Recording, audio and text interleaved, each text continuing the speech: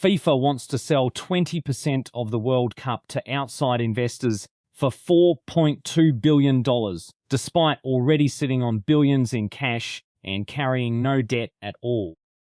I am Lambert Woollingham, and this is the Daily Shear for Friday, July 31st, 2026. The heat index in Austin cleared triple digits again this morning, which feels like the appropriate temperature for everything else on the docket. Closer to home, Southeast Austin is about to lose a middle school with 3 weeks left before the first bell rings.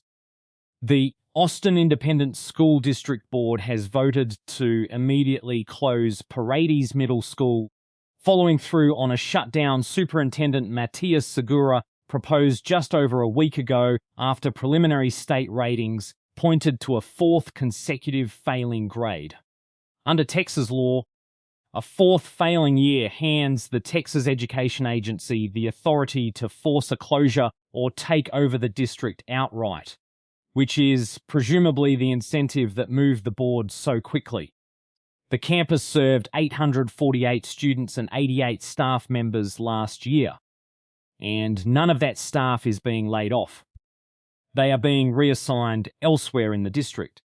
The roughly 353 incoming 7th and 8th graders are being split up, with just over half heading to Bailey Middle School and the rest to Mendez Middle School. The building itself will not operate as a school next year at all. It is being evaluated for some other use, a process that tends to move considerably slower than the eviction did.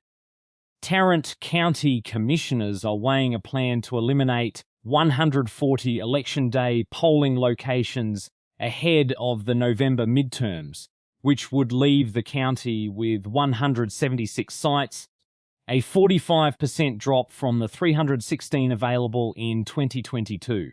Early voting centres get trimmed too, from 50 down to 42, across a county with more than 1.3 million registered voters, and a final vote is scheduled for August 4th. This follows last year's cut of more than 100 sites, pushed through by the Republican majority on the commission over Democratic objections that the closures land hardest on communities of colour.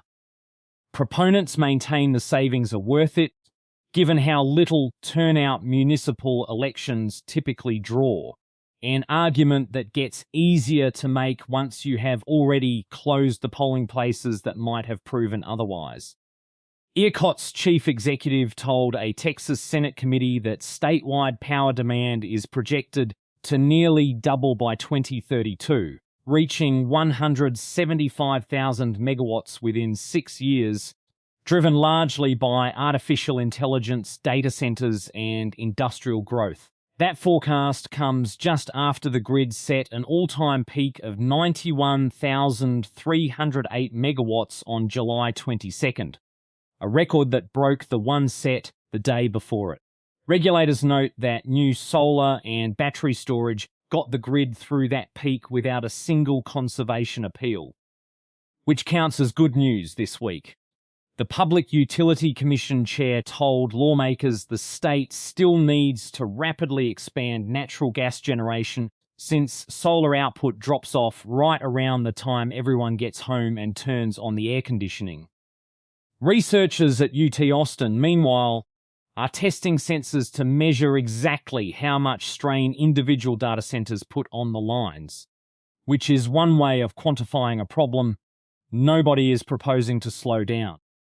Austin ISD's police department has certified Officer Linda Lopez as its first female motor officer, assigning her to patrol school zones and traffic on a motorcycle.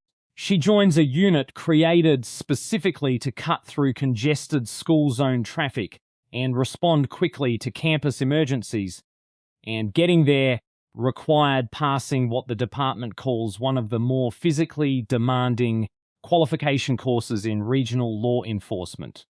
Precision riding, endurance, high-speed maneuvering, the full course.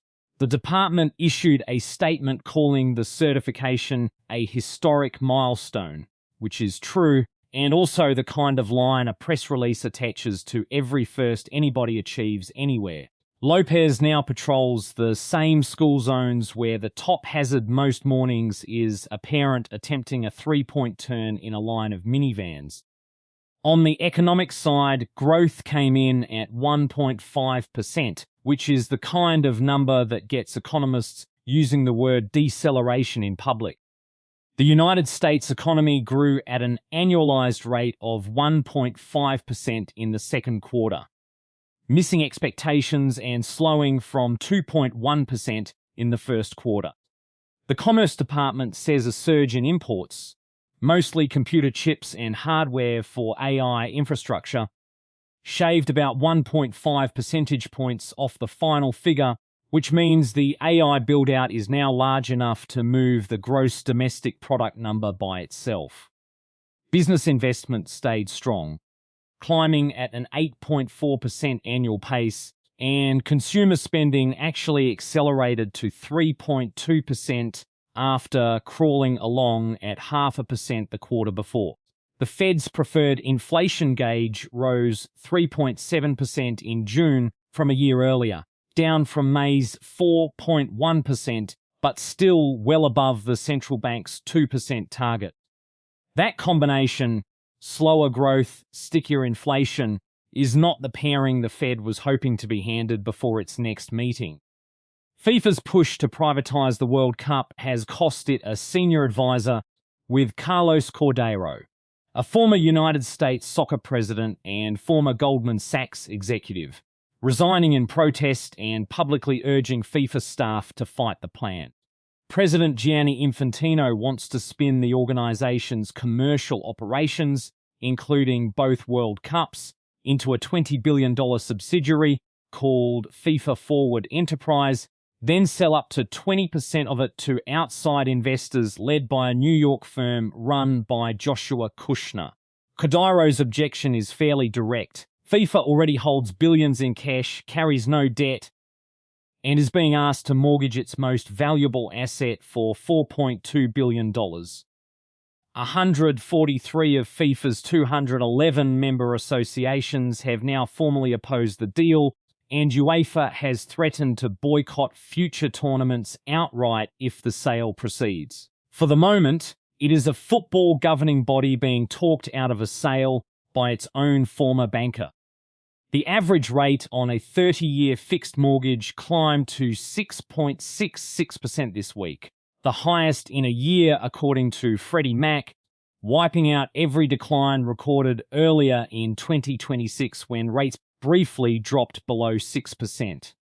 The move tracks a sharp jump in the bond market, where the 10-year Treasury yield hit 4.69% and the 30-year hit 5.21%, its highest level since July of 2007. Persistent inflation and Middle East conflict disrupting shipping lanes are pushing oil prices up, which cascades into fuel and freight costs, and from there into everything else.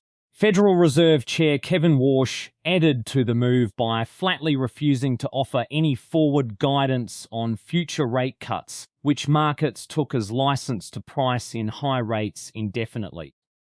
Anyone who timed a home purchase around this year's brief dip below 6% is now looking at a rate 0.5 point higher, and a chair who will not even hint at where it goes next. The Senate voted 86-12 to advance a sanctions package that would impose 100% tariffs on any nation still buying Russian energy exports, with the bill formally named after the late Senator Lindsey Graham.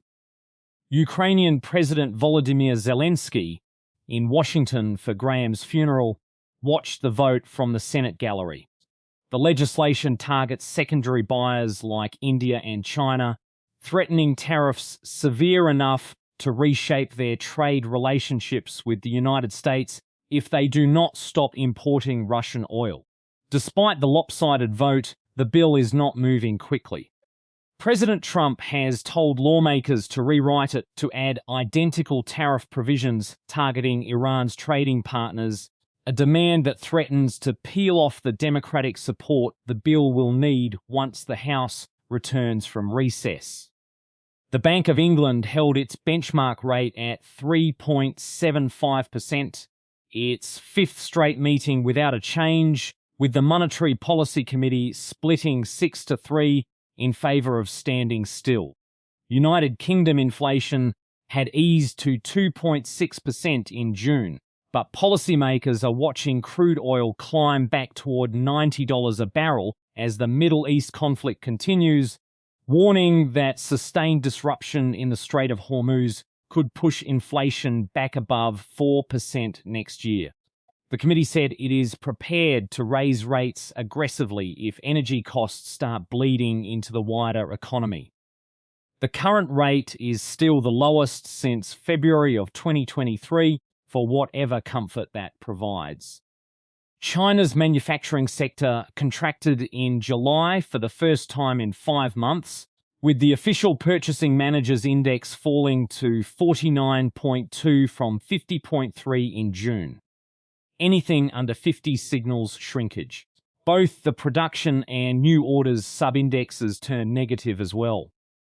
The slide is being driven by a prolonged real estate crisis that has hollowed out consumer spending and construction demand, compounded by typhoons that physically disrupted coastal supply chains. It arrives just after Beijing reported second quarter growth of 4.3%, short of its own 5% target, though state subsidies for semiconductors and electric vehicles have kept exports climbing even as the domestic economy stalls underneath them.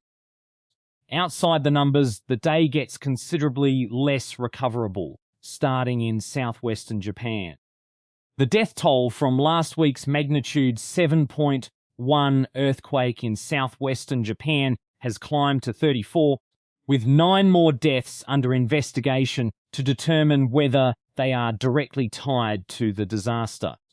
Kumamoto Prefecture reports about 1,500 structures damaged and 179 destroyed outright, with nearly half the confirmed deaths concentrated in 2 sites: a collapse at a Nippon Paper Industries facility and a gas explosion at an Aeon shopping mall. Power was restored by Friday evening, but more than 79,000 homes remain without running water. Over 9,000 survivors are packed into 400 evacuation shelters or sleeping in their cars to run the air conditioning, as the Ministry of the Environment issues heatstroke warnings for temperatures above 96 degrees Fahrenheit, meaning the people who survived the earthquake are now managing a heat wave with no water and nowhere to wash off the dust. A military court in Myanmar has sentenced a group of pro-democracy activists to 37 years in prison for organising a peaceful protest against an election that international observers already regard as fraudulent, staged to legitimise the ruling junta. The proceedings were closed-door, and legal advocates say the activists had no real opportunity to mount a defence before the tribunal handed down sentences measured in decades rather than years.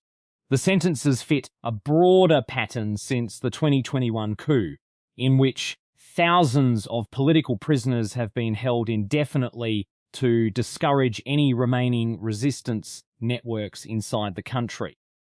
2 federal appeals courts have struck down the Trump administration's expanded mandatory detention policy, ruling that immigration enforcement cannot categorically deny detained immigrants a bond hearing while their deportation cases are pending.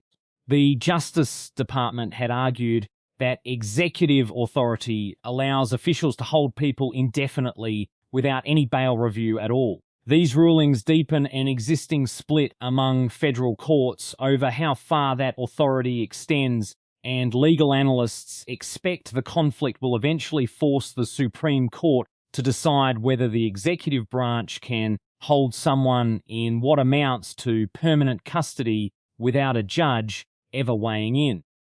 President Trump says he is willing to pull Todd Blanche's Attorney General nomination and simply leave him running the Justice Department in an acting capacity until January, waiting out 2 Republican senators who have refused to advance the confirmation. Senators John Cornyn of Texas and Tom Tillis of North Carolina are both leaving Congress after clashing with the administration, and Trump has decided the simplest fix is to outlast their terms rather than negotiate. The standoff centers on a Justice Department settlement over the president's tax records that includes tax immunity for his businesses and a $1.8 billion fund to compensate people who say they were targeted by federal prosecutors. Cornyn and Tillis want written guarantees that the fund gets permanently scrapped before they will vote, and Trump's response was to announce in public that he intends to simply wait for 2 sitting senators to leave the building. The State Department has apologized for displaying a completely fabricated map of Africa during a global health summit in Rio de Janeiro, part of a presentation from United States Health Envoy Jeff Graham on new international health agreements. The map put Nigeria in the middle of the Sahara, moved Mozambique to the Horn of Africa, relocated the Ivory Coast to the opposite side of the continent, and drew borders that matched no country that has ever existed. Officials blamed a junior staffer who allegedly edited the slides in a hurry right before the event, and a subsequent look at the file turned up a watermark suggesting the geography came from an AI image generator rather than an actual cartographer.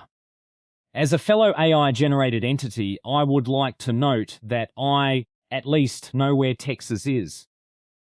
Todd Blanche is set to run the Justice Department in an acting capacity until January, which means for half a year the nation's top law enforcement officer holds a title that legally translates to not yet.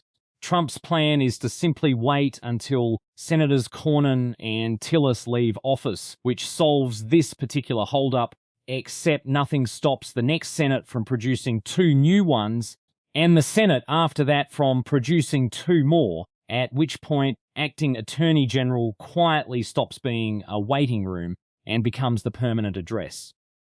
Blanche gets the desk, the security detail, and the letterhead. He just never gets the plaque. At some point down the line, some future nominee is going to get sworn in as acting, and nobody left in the building will remember there was ever a different way to do it. The Paredes building will spend the next year being evaluated for potential repurposing, which is the term of art for a school that already knows it is not going to be a school again, but has not yet been told what it is going to be instead. That is the extent of what I am willing to share today. I am going to go double-check the department's map of New Zealand before someone at Ripcorp asks me about it. Lambert Willingham, the day has been shorn until tomorrow.